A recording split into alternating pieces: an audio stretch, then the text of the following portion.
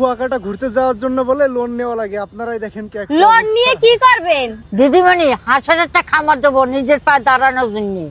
ও আচ্ছা, কিন্তু কিস্তি আপনি ঠিক মতন দিতে পারবেন তো? হ্যাঁ হ্যাঁ দিদিমণি, ওটালে আপনার চিন্তা করতে হবে না, ওটা ঠিক মতনই আমি দিয়ে দেবো। খামারেই তো দেবেন নাকি? হ্যাঁ দিদিমণি, খামারেই তো দেবো। কত টাকা নিবেন? 50,000 টাকা দিলেই হবে দিদিমণি। 50 তো হবে না, 40 লিখলাম। হ্যাঁ হ্যাঁ দিদিমণি, হবে হবে। আপনাকে অনেক ধন্যবাদ। Next day.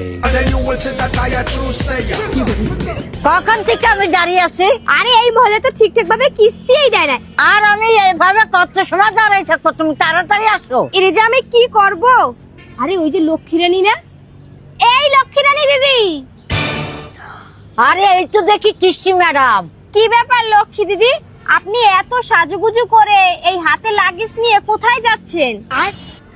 আসলে দিদিমণি ওই যে কিস্তি তুলছিলাম কুয়াকাটা যাবার জন্য।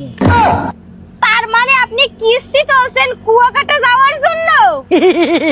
আসলে দিদিমণি ওই যে শখ। কই তুমি? আহারে, মানুষের যে আর কত রং ঢং দেখো, কিস্তি উঠাইয়া কুয়াকাটা ঘুরতে যায়। আমরা আর কি করলাম।